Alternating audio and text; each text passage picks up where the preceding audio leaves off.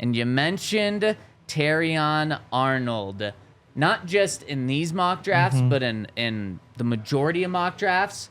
This is the guy, the cornerback from Alabama. This is the one that the Broncos are taking in not just the majority, but over 50% of them. So these are the 7 mock drafts we're kind of keying in on. 4 of them have them going with Alabama's Terrion Arnold. And so let's dive into him a little bit. Yeah. I mean, first of all, the Broncos just have a big hole at cornerback. Like, you've got Jaquan in the slot, you got Pat outside, and then, like, you're looking at Damari Mathis or, like, Riley Moss, who they use mostly, like, as a dime, so kind of in the slot, and he looked more like he fits there than on the outside. So it makes sense from that perspective. But also, like I said, like, he's big, he's strong, like, he's physical, he's fast. Like, I'm curious to see what the testing is, because Wiggins is probably going to be, like, in the 4.3s, I'd imagine, which is insane.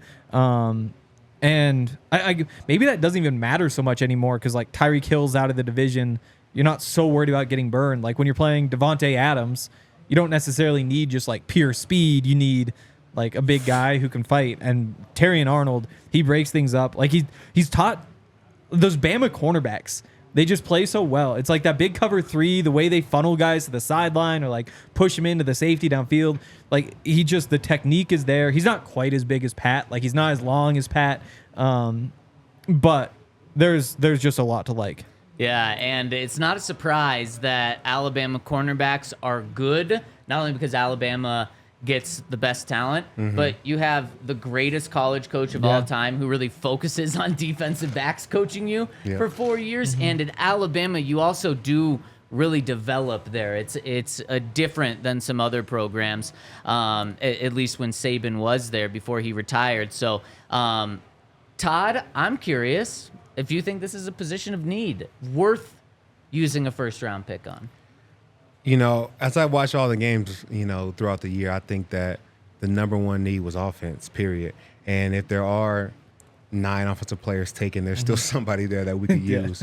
Damari Mathis, he didn't have a phenomenal year, but I think he played pretty solid for most of it when he became the starter and was really, able to earn his spot. He had 1 or 2 bad games, but for the most part, I think he played pretty well and well enough for the team to be successful. Like, I think you got to decide whether you want something like that's so locked down that you're willing to spend a first-round pick on, or do you have something that's pretty good right now and you can go get something to help you in another area? Like, yeah, we could always use another lockdown corner, but is that going to be the difference to take us from 8-9 to 12-5? I don't think so. I don't think that's going to do it. I think it's a quarterback. I think it's a tight end. I think it's more offensive production, because if you're on the field longer and your team is producing, you're actually going to play less defense. There's less of an opportunity for guys to get picked on in coverage. I think we need offense. I think I have a lot of thoughts about Jaquan McMillan. Obviously, like, played really great and forced a lot of turnovers, but he wouldn't be the first player to kind of have, like, a bit of a sophomore slump. When he was in coverage, he wasn't perfect. Like, he gave up the touchdown to Devontae Adams in the last game and was, like, inches away. And there were some plays like that where you're just like, the Chris Harris comparisons are a lot of fun and be great if that was the case. But when you just look at, like, down to down, like, are you forcing incompletions? Jaquan is not at that level yet. And so if he keeps, like, getting the interceptions and forcing the fumbles and all that, then obviously, like, the Broncos might just have a Pro Bowler right there. And you go into the season absolutely saying, like, Jaquan's the starter. But outside? No. Yeah. No. Just in the slot. But then you also could run into a situation where you say, like, okay, we've got Damari and Riley Moss competing for the outside job. We've got Jaquan in the slot. What if Jaquan does have a bit of a step back? Because while he did look good, like, it is a smaller sample size. You can trust Pat. I'm not sure. There's like that 10 to 15% chance that Jaquan just has a bit of a down year. And if you have that and you have trouble on the outside, then all of a sudden you're just reeling on defense. Yeah, you don't need another starting cornerback on the outside, because the combination of re-signing Fabian, going and getting a veteran that can fill that spot good enough to be your second cornerback across from Pat, and then Riley Moss, Damari. So you don't need one. So I think this is a luxury pick. But if I'm picking a player or a spot on defense in the first round, I am picking cornerback, because that luxury to have Pat and specifically a Terrion Arnold, who I think complements Pat perfectly, I think is so juicy. But Todd, I ultimately agree with you. It's a luxury because you need offense. Yeah. So maybe this is honestly worst case scenario if the Broncos don't like Michael Penix Jr., J.J. McCarthy, or Bo Nix, not even close to enough to use a first-round pick on him, then I would like this pick with the way the board fell. But, man, I do agree with you. It's got to be offense unless, honestly, the board falls like this. But with Terrion Arnold, he's the perfect complement to Pat because Kool-Aid McKinstry is pretty much a not as talented Pat Surtain. Now, still a really good player. I would still feel comfortable if a team used a first-round pick on that. And what I mean is, like, great technique, fundamentals coming out. He is going to be able to be a lockdown cornerback. But that's what you have in Pat Surtain. What Terrion Arnold brings is he brings all the physical tools that you want, just like Pat Surtain does as well. He has more physical tools than Kool-Aid McKinstry, but then he's also a guy that makes plays on the ball. And isn't that exactly who you want opposite Pat Surtain? Is a guy that isn't just going to be shut down, but maybe gives some things up, but also capitalizes when the ball's around. He also, I believe, had 5 interceptions last year at Alabama. That's exactly what we talk about. A quarterback's going to have to throw opposite of Pat Surtain a lot. And if you have a playmaker out there, that changes the defense. I agree. But if I'm making a luxury pick on defense, I'm going outside linebacker. Okay. I think outside linebackers affect the game more than corners. If you look at most teams' makeups, not only is the outside linebacker more in the game in the run game, but also when it is passed, I can affect the quarterback. If you are beat, if you are running behind him, he may never even get the ball out. If you look at our team, every team, championship or not, I think Von did more than Aqib and Chris. I think D. Ware did more than Chris. I think that outside linebackers affect the game more positively. So if we're going to go somebody that's not offense, then we have to go Dallas Turner or another outside linebacker that's going to affect the game, run game and pass game, and really make a difference. And I love hearing that perspective from you because you know it better than anyone, being in the middle and knowing how all those guys affect it. And I totally understand what you're saying.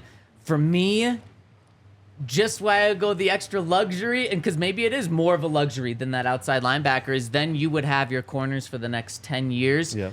And you don't have that Pat Surtain at outside linebacker, which maybe shows that you need to go get your Pat Surtain at outside linebacker and use that pick at outside linebacker for that. Well, and then the other weird thing about outside linebacker is that you don't have any free agents.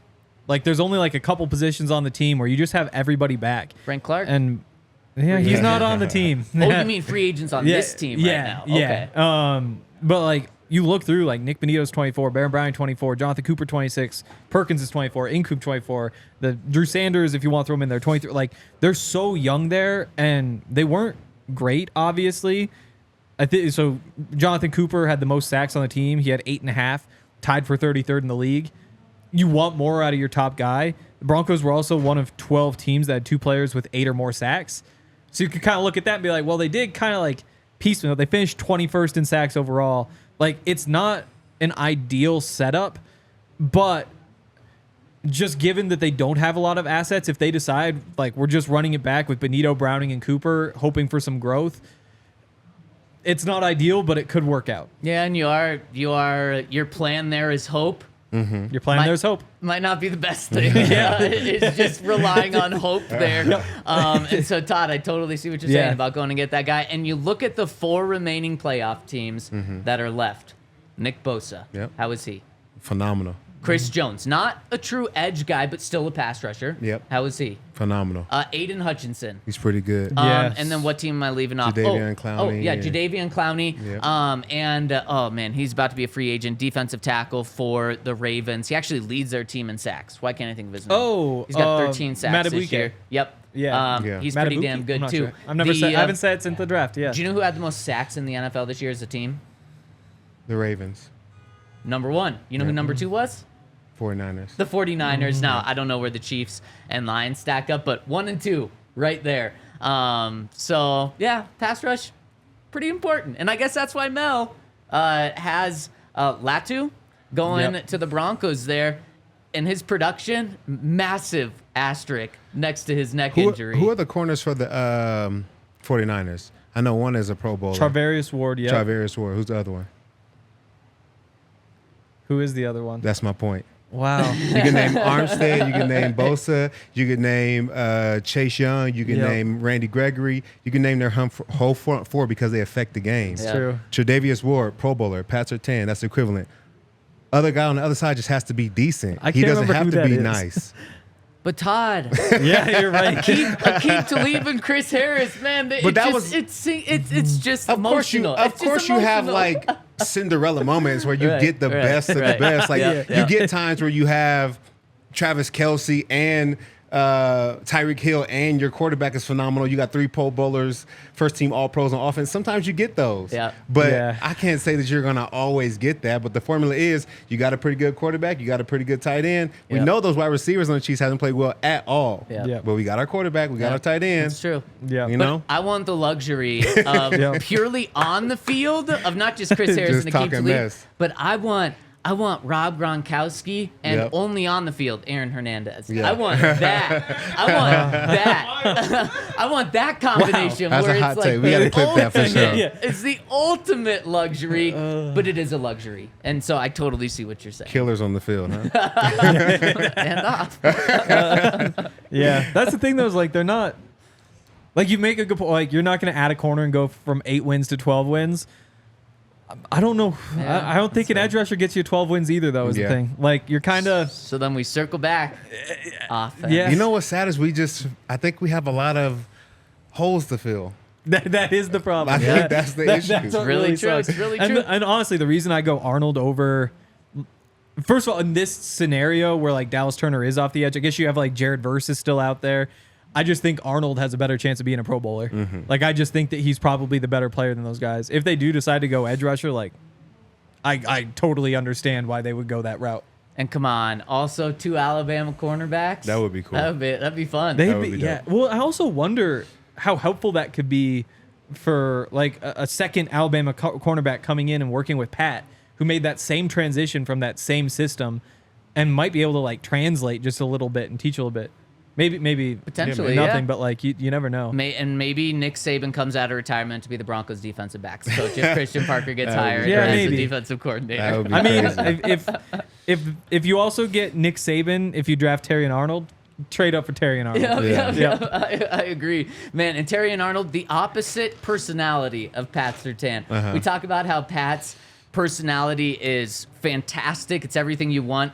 As a teammate, but as a shutdown corner, it might not help him with the national perception of people talking about him. Terrion Arnold will draw some attention to that room. So maybe that would help. He's a dog, too. Like in the running game, like even when he's going up against like offensive linemen, like Jaquan does this stuff too. So it's not like he'd be the only one. Like obviously Terrion's like a bigger guy, so it kind of looks nicer, and he's like tossing receivers out of the way. But the tackles he makes are pretty crazy.